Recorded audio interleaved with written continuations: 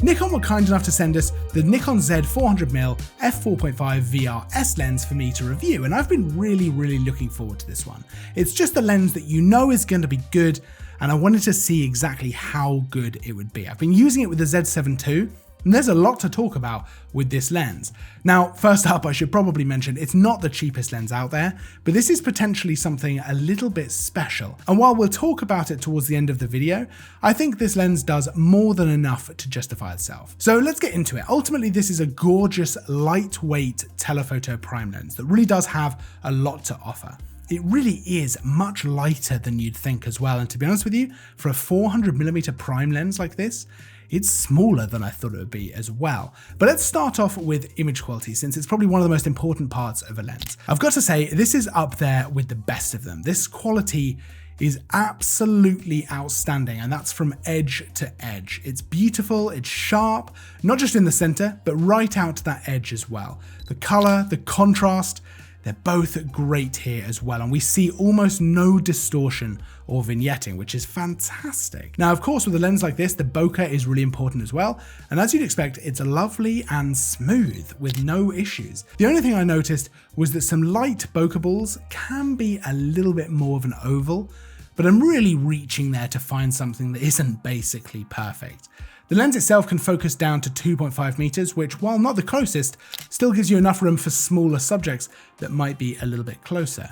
Now, of course, a lens like this is going to be ideal for wildlife and sports, and I'm happy to say that the autofocus is absolutely able to keep up. It's very fast, it's very effective, and I felt I was absolutely able to rely on it.